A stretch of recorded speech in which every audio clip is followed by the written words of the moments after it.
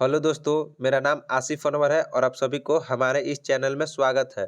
तो आज हम लोग भारत पर मुस्लिम आक्रमणकारी के बारे में जानेंगे। तो चलिए शुरू करते हैं।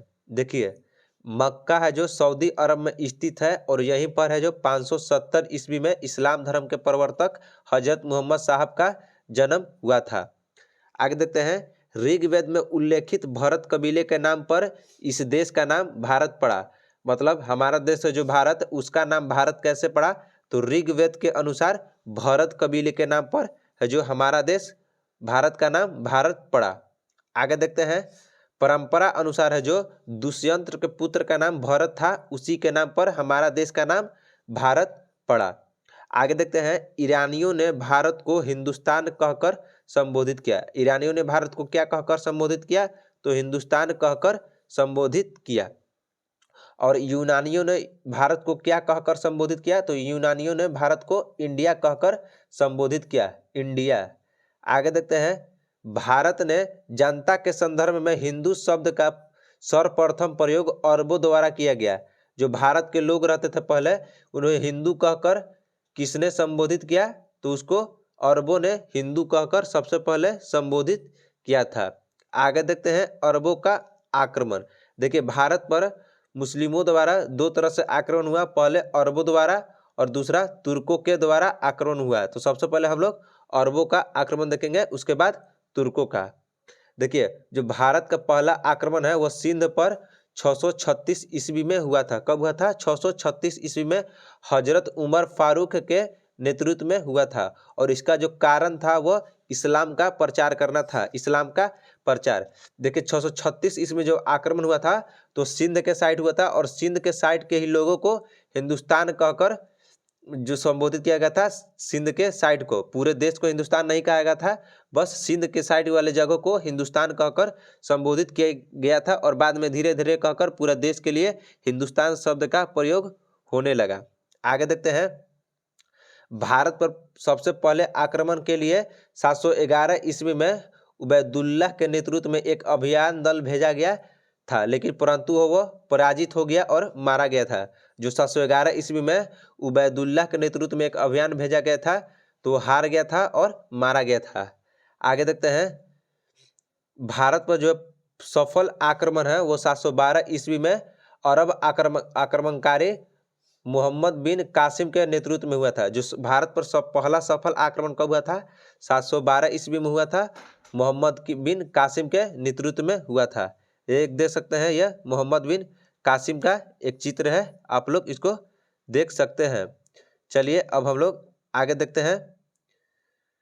देखिए, इराक के हकीम अल हजाज मोहम्मद बिन कासिम के नेतृत्व में अरब को सिंध पर आक्रमण करने के लिए भेजे थे। मोहम्मद बिन कासिम को सिंध पर, मतलब भारत पर आक्रमण करने के लिए कौन भेजा था? तो इराक के एक हकीम थे अल हजाज, वही है जो भेजे थे। आगे देखते हैं, भारी संघर्ष के बाद अरब ने 712 ईस्वी में सिंध पर विजय प्राप्त कर ली। अरब ने जो 712 ईस्वी में सिंध पर विजय प्राप्त कर ली। उस समय सिंध पर दाहिर का शासन था। जब महमूद गजनवी ने 712 ईस्वी में सिंध पर आक्रमण किया तो सिंध पर किसका शासन था? तो दाहिर का शासन था। आगे देखते हैं, फारसी ग्रंथ चचनामा से अरबों द्वारा सिंध पर विजय की जानकारी मिलती है। जो अरबों ने सिंध पर विजय प्राप्त किया था, यह हमको कहाँ से पता चलता है? तो एक फारसी ग्रंथ है चचनामा, उसी से हमको पता चलता है। आगे देखते हैं, मोहम्मद बिन कासिम ने 18 वर्ष की आयु में सिंध पर आक्रमण किया था। जब वह सिंध पर मोहम्मद बिन कासिम आक्रमण किया था तो उसकी उम्र 18 वर्ष थी। आगे देखते हैं, बिन का अर्थ क्या होता है? तो बिन का अर्थ होता है सन ऑफ। जैसे मोहम्मद बिन कासिम, तो मोहम्मद बिन कासिम का अर्थ हुआ कि कासिम का पुत्र मोहम्मद, कासिम का पुत्र मोहम्मद, मोहम्मद बिन का अर्थ यही होता है। आगे देखते हैं, अरबों ने सिंध में 2 शहर बसाया था। जो अरबों ने है वो सिंध में 2 शहर बसाया था। कौन कौन? पहला फफूजा और दूसरा मंसूरा। यही 2 शहर है जो अरबों ने बसाया था। आगे देखते हैं, पंचतंत्र का अरबी में अनुवाद किसने किया था?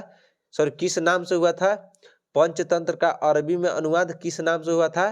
तो इसका आंसर हो जाएगा कलीला बा दी मना। कलीला बा दिमना नाम से हुआ था पंचतंत्र का अरबी में अनुवाद। आगे देखते हैं, देखिए जो अरब ने आक्रमण किया था तो उसको पूरे भारत में किसने मैंने पूरे भारत में आने से रोका था? तो प्रतिहारों ने अरब को आगे बढ़ने से रोका था। प्रतिहार है जो अरब को ज्यादा आगे बढ़ने नहीं दिया था, प्रतिहारों ने।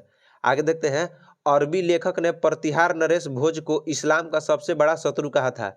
जो अरबी लेखक हैं उन्होंने प्रतिहार नरेश भोज को इस्लाम का सबसे बड़ा शत्रु कहे थे। आगे देखते हैं, 624 ईस्वी में बना हुआ एक मस्जिद अहमदा गुजरात में मिला है। 624 ईस्वी में बना हुआ एक मस्जिद अहमदा गुजरात में मिला हुआ है। और आगे देखते हैं, 629 ईस्वी में बना हुआ एक मस्जिद केरल में मिला है जिसका नाम है चेरा मंद मस्जिद। आगे देखते हैं, गजनी वंश। गजनी, देखिए गजनी वंश का संस्थापक अल्पतगीन था। गजनी वंश का संस्थापक कौन था? तो अल्पतगीन था। गजनी वंश का अन्य नाम यामनी वंश भी है। गजनी वंश का एक और नाम कौन सा है? तो यामनी वंश भी है। देखिए अल्पतगीन है, यहाँ पर मिस्टेक है, अल्पतगीन है जो गजनी का अपना राजधानी बनाया था। अल्पतगीन राजधानी अपना कहाँ बनाया था? तो गजनी को अपना राजधानी बनाया था। आगे देखते हैं, देखिए 998 ईस्वी में महमूद गजनी का शासक बना। महमूद गजनवी है जो गजनी का शासक कब बना? तो 998 ईस्वी में गजनी का शासक बना। ये देख सकते हैं, ये महमूद गजनी का एक चित्र है, आप लोग देख सकते हैं, यही था महमूद गजनी।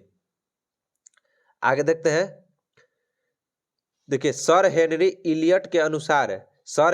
इलियट के अनुसार महमूद गजनवी जो था वो भारत पर 17 बार आक्रमण किया था। भारत पर 17 बार आक्रमण किया था महमूद गजनवी।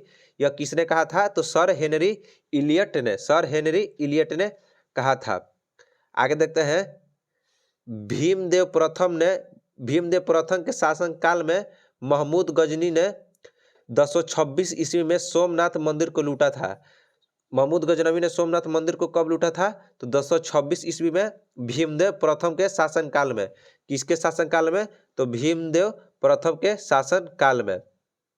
आगे देखते हैं, महमूद गजनी का चंदेलों पर आक्रमण कब हुआ? तो 1019 या 20 ईस्वी में हुआ था। महमूद गजनी का चंदेलों पर आक्रमण 1019-20 में हुआ था। उस समय चंदेल वंश का शासक विद्याधर था। जो जब महमूद गजनवी चंदेल पर आक्रमण किया था 1019-20 ईस्वी में, उस समय चंदेल का शासक कौन था? तो विद्याधर था। यह अपने वंश का सबसे शक्तिशाली शासक था। जो विद्याधर था वह अपने वंश का सबसे शक्तिशाली शासक था। यह अकेला ऐसा हिंदू शासक था जिसे मुसलमानों का सफलतापूर्वक प्रतिरोध किया था। देखिए विद्याधर एक ऐसा हिंदू शासक था जिन्होंने मुसलमानों को सफलतापूर्वक प्रतिरोध किया था। आगे देखते हैं, 999 से 927 ईस्वी के बीच महमूद गजनवी ने भारत पर 17 बार आक्रमण किया, परंतु इन आक्रमणों का भारत में अस्थायी मुस्लिम शासन की स्थापना करना नहीं था बल्कि धन लूटपाट करना था। जितना जैसे महमूद गजनवी ने 17 बार आक्रमण किया था, वो 17 बार आक्रमण करने का उद्देश्य यह नहीं था कि भारत में मुस्लिम सत्ता स्थापित किया जाए, बस उसका उद्देश्य यह था कि बस जितना धन है भारत में वह लूट लिया जाए। आगे देखते हैं, महमूद गजनवी का दरबारी इतिहासकार उतबी था। महमूद गजनवी का दरबारी इतिहासकार कौन था? उतबी था। उसने किताबुल यामनी नामक ग्रंथ लिखा था। जो उतबी था उसने किताबुल यामनी नामक ग्रंथ को लिखा था। आगे देखते हैं, शाहनामा के लेखक कौन है? तो शाहनामा के लेखक फिरदौसी है। यह महमूद गजनवी के दरबार में प्रसिद्ध विद्वान कवि था। गजनी के दरबार का प्रसिद्ध विद्वान कवि कौन था? तो फिरदौसी था। ये देखिए फिरदौसी का चित्र। और कहा जाता है कि जब जम्मू कश्मीर को फिरदौसी ने पहली बार देखे थे तो उन्होंने कहा था, अगर फिरदौसे बर्रुए जमीयस्त अमीयस्त अमीयस्त अमीयस्त।